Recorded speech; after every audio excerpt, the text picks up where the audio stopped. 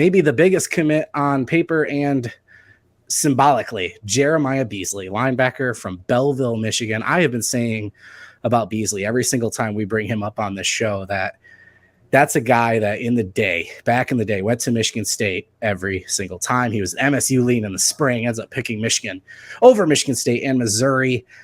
Tennessee was involved early in the year and kind of faded. So obviously, Josh, you've been covering Beasley for a while. So tell me a little bit about this recruitment and what we're talking about, which is what this commit means for Michigan on the field and off the field when it comes to the in-state rivals. Yeah, I mean, it's big time. I think if you're, a Michigan State fan, you're kind of thinking like, man, this is a big loss. I mean, his half, is it a half brother? I believe his half brother goes to, Malik Carr goes to Michigan State. Yeah, half brother. Yep. Yeah. So there's who was at the commitment. Who was sitting right next to him during the commitment. Yeah. So it's, from a Michigan State perspective, this is a big loss, and obviously Michigan's gain here. And if you're Michigan and you're trying to prove that that you're the more dominant in-state program, these are the type of recruit battles that you have to win. You have to get the best players the state of Michigan has to offer, and they did just that. At first it wasn't going to look that way. The Michigan State obviously had heavy buzz. Then Tennessee suddenly started to surge a little bit. And then when Chris Partridge was hired by the program, that's kind of when things really went into Michigan's favor, and ultimately where they won out in the end. But couple his relationship with Partridge, and not to mention the current commits, Jacob Oden obviously does a great job recruiting, and he's going to have to be on the salary for the recruiting department. Yeah, right. The work he's been doing. Yeah, no, he's been doing a great job, and he's been responsible for getting them right back in it for Beasley. Both of those guys are involved in the 7-on-7 leagues, so they had a friendship there and just kind of grew. So a good in-state battle that Michigan frankly needs to win moving forward. They need to 100%. Win these head-to-head battles with anyone really. I mean, if you've got a guy you identify in the state of Michigan and you want him, more than likely you're going to have to fend off Michigan State, but you're also going to have to beat them if you want to continue.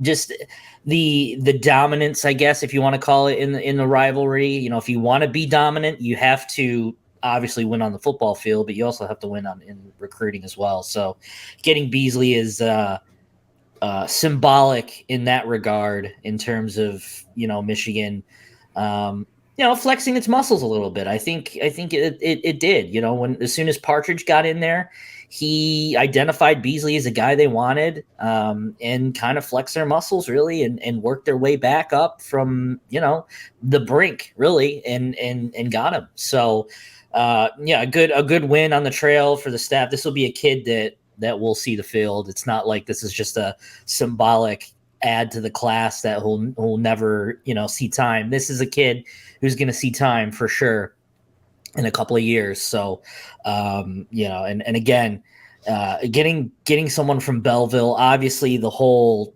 stuff, the narratives that's been coming out of Belleville, like not necessarily coming out of Belleville, but the narrative between Belleville and Michigan the last couple of years. I don't know if it's necessarily true. I don't think it's true.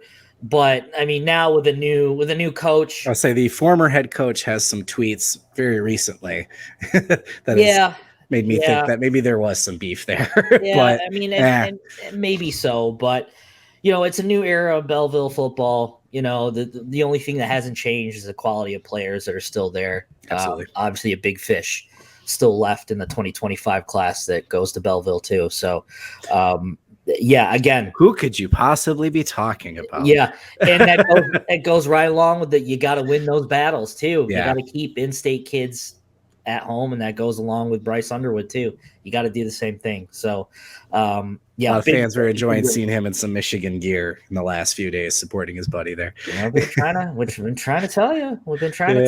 There's definitely some increased interest there for sure. I think it was a muscle move in the same way that when we talk about Michigan versus Ohio State in recruiting, the narrative we hear a lot is, well, he didn't really have a committable offer or an offer at all for that point. Yeah. Right.